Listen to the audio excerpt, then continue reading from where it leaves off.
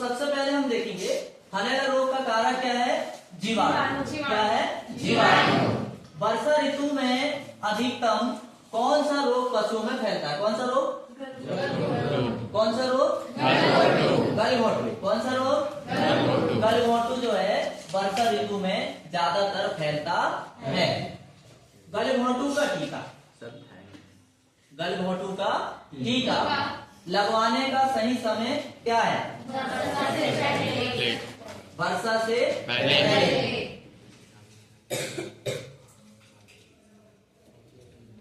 वर्षा से पहले गलघोटू का टीका लगवाने का उचित समय क्या है? वर्षा से पहले।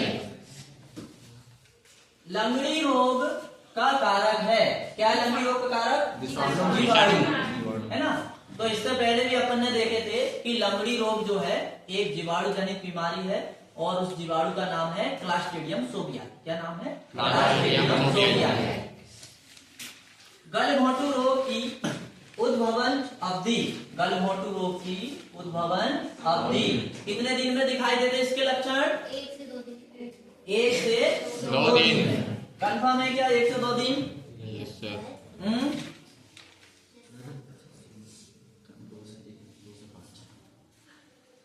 1 से 2 दिन। कितने दिन में? 1 से 2 दिन। और इसे इंक्यूबेशन पीरियड भी बोलते हैं। क्या बोलते हैं इसे? इंक्यूबेशन पीरियड भी बोलते हैं।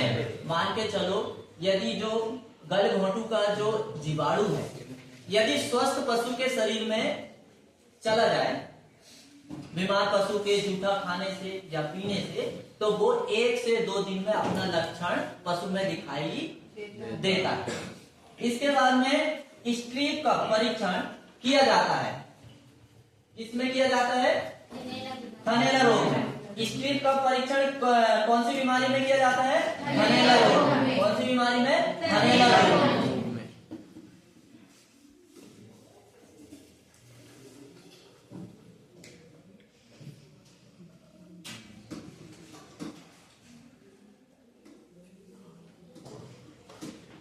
IVRI, IVRI का मतलब ये होता है इंडियन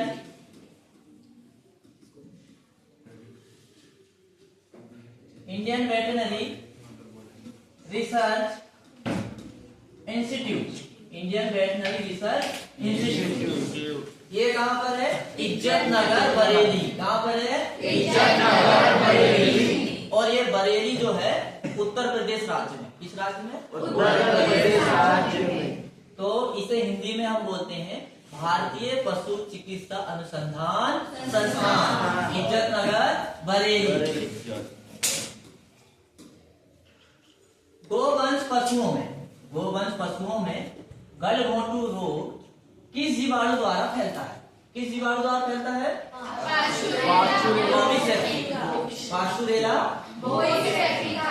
पास्चुरेला बोविसेप्टिका। तो ये जो गलघोटू जो रोग है ये गाय में भी होता है, भैंस में भी होता है। तो गाय का जो कारक है, जो गलघोटू फैलाने वाला जो जीवाणु है उसका नाम है पास्चुरेला बोविसेप्टिका। लेकिन यदि यही रोग भैंस में हो जाता है तो भैंस का जीवाणु दूसरा है, उस जीवाणु का नाम है पास्चुरेला बुवेली सेप्टिका। क्या नाम है उसका? पास्चुरेला बुवेली सेप्टिका।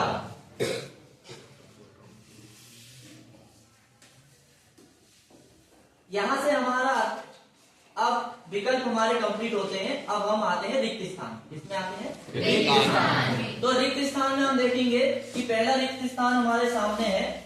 और क्या है पहला रिक्त स्थान? जो है कि जीभ पर दर्द भरी सूजन, जीभ पर दर्द भरी सूजन खालिस्तान रोग का लक्षण प्रदर्शित करती है। लंगड़ी रोग। किसका लक्षण? लंगड़ी रोग। जब लंगड़ी रोग प्रारंभ होता है तो सबसे पहले जो है गर्दन में, जीभ में सूजन आ जाती है। फिर धीरे धीरे सूजन आती है, फिर वो सूजन जो है पैर में जाती है। पैर में जाने के बाद फिर पैर का कोई एक हिस्सा में क्या है? फूल जाता है। और फूलने के बाद फिर उसमें क्या है?